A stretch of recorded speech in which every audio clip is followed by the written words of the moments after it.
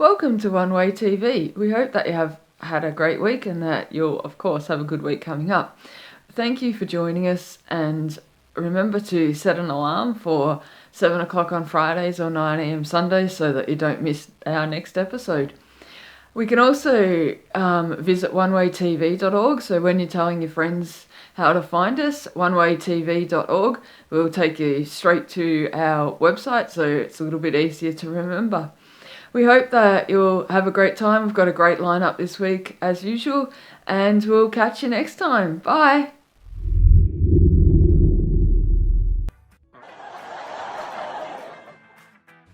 Hello, it's Uncle Gazza again, helping you survive the coronavirus crisis. I'm going to start today by looking at Uncle Gazza's mailbag. I've got a letter today from Heather from Essendon. And she writes, "Dear Uncle Gazza, I love your show. I particularly like the times where you give us some helpful hints, particularly on mathematics and shopping. I was wondering, would you have any helpful hints to do with health, healthy living and staying safe?" Great question, Heather. In fact, Uncle Gazza can help with that. If you're not feeling well, it's always good to go and visit a doctor, which I did a couple of weeks ago. I went into the doctor's surgery, met the doctor, and asked him, "Do you have anything for wind?" He said, "I sure do," and he handed me a kite. Another time I went to the doctor, he asked me what the problem was. I said, "Well, I've broken a finger on my left hand." He looked at me and he said, "Well, on the other hand, you look quite fine." My neighbour had a problem. He fell over and he broke his leg in 2 places. So he rang the doctor. He said, "Doctor, I've fallen and I've broken my leg in 2 places. What should I do?" He said, "Well, the first thing is don't ever go back to those 2 places." I'm talking about falling. This morning I tripped over a Kleenex box that was left just in the walkway. I thought I broke my ankle, but fortunately it was just soft tissue damage. Got a question for you. What happens if you fall over, fall on your face and you chip a tooth? What do you call that? Give up? You call that accidental. And my other neighbour was watching a movie with his wife last night. So they sat down on the couch watching a movie and she put down a bowl of chips to munch on. So my neighbour, he reached over to grab some chips. But what he'd forgotten was that there was a bowl next to those chips, a bowl of Scrabble tiles. They'd been playing Scrabble earlier that evening. So when he reached over to grab some chips, he grabbed a whole heap of Scrabble tiles. He put them straight in his mouth and swallowed them, which is not too good. But I guess his next visit to the bathroom will spell disaster. Well, that's all for now from Uncle Gazza. Hopefully that's helped you along with some health tips. Until next time, see you soon.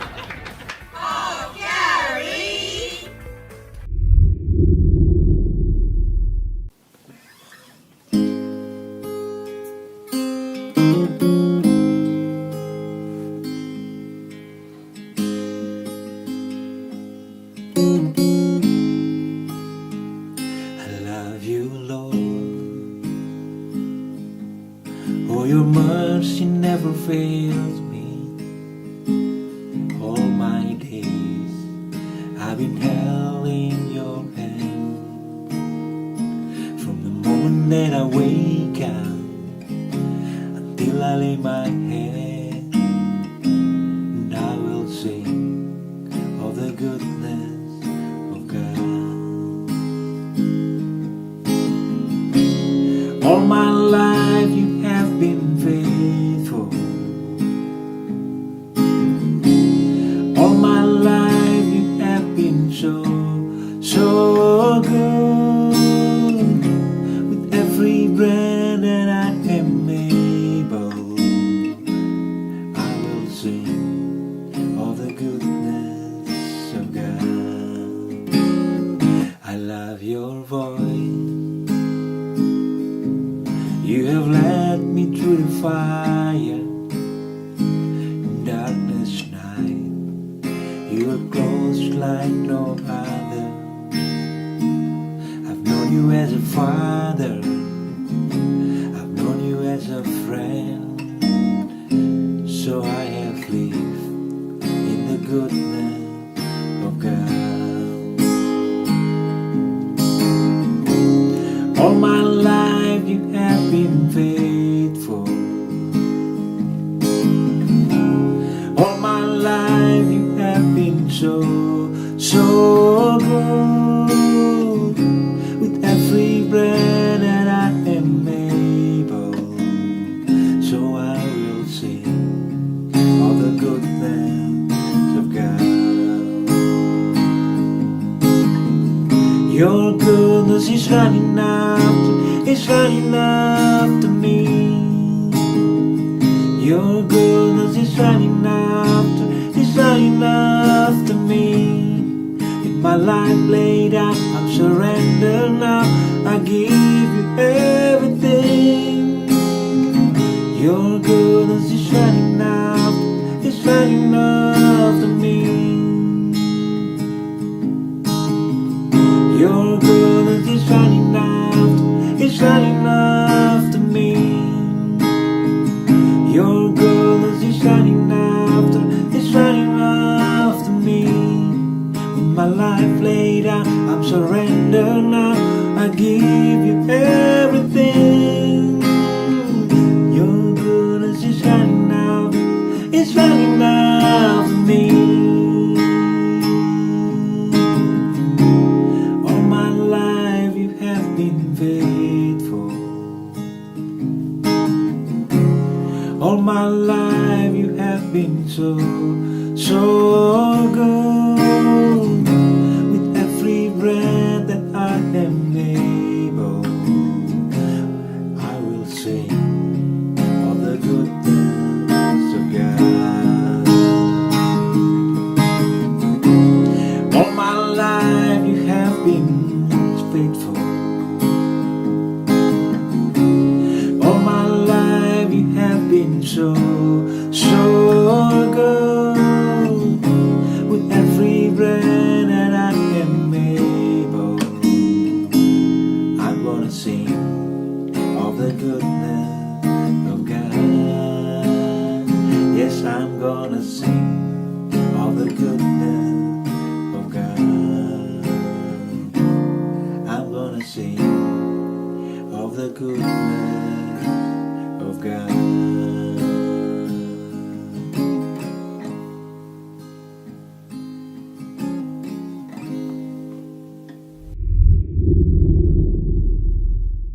Hello, this is Liz Bailey here, and I'm going to give you some further thoughts about speaking in tongues. Now, why do we find that there are effects of speaking in tongues in our actual body? We can imagine that it would affect our spirits, but they've actually found by research that affects our body. The first guy I'm going to talk about is Dr. Carl Peterson. He was doing some research into what happens to people's bodies when they speak in tongues. He found some amazing things out. Let me show you. Immunity and pain relief are on that first slide. And so we have here an example of pain, my pain. I had a piece of glass go into my hand and the doctor couldn't find it. The skin had closed over and it was in there lurking somewhere. And here he is digging around. You can imagine how uncomfortable that felt. It was very painful. And while I was lying there or sitting there, I'm thinking, speak in tongues, Liz, you know the answer to this pain. And so I quietly, inside, didn't want to frighten the doctor, I'm starting to speak in tongues. And as soon as I did, the pain levels went down. How amazing is that? And I could cope quite well with it. There's the bit of glass that he found. Okay, so here's what he discovered.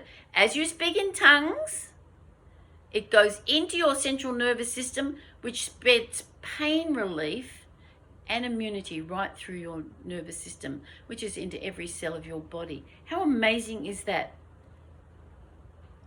As he did that, he discovered that was the hypothalamus that was actually doing the work. You see, this is amazing. Listen to this. When we're speaking in our known language, which for me is English and a struggling bit of schoolgirl French, we are able to understand what we're saying. So we're using this part of our brain consciously thinking about what we are saying. But when we speak in tongues, this conscious part of our mind closes down and we begin to speak through our hypothalamus part of the brain, which is part of the brain that controls speaking in tongues. How amazing is that? A different part of your brain from what you use in speech. And this is what Dr. Carl Peterson found. It affected our pituitary glands, our endocrine system, and our immune system, speaking in tongues. So what does that mean? Everybody's worried about viruses, flu viruses and COVID-19 and other sort of viruses in the atmosphere. When we're speaking in tongues regularly, we are clothing ourselves with immunity. How amazing is that? So it's like putting a blanket of protection over us as we walk through crowded places where there might be people coughing and spluttering and spraying, and we're protected because we've been speaking in tongues, which increases our immunity. How amazing! In fact, the painkillers are 100 to 200 times more powerful than morphine when you speak in tongues. So next time you're in pain, we're not hoping that will happen, but if it does, remember to switch into your powerful weapon, speaking in tongues. I have used this for so many years. As a matter of fact, I have been speaking in tongues for 70 years. Sounds incredible, but I've been using this fact about releasing my pain and getting pain relief by speaking in tongues. I can tell you it really works. So try it. Okay. This guy actually found that most parts of our autonomic system were affected. Now there's another guy, and he is from the University of Pennsylvania, Dr. Carl Newberg, and he found out some amazing things about speaking in tongues too. He found out that we were having an amazing experience when we did that.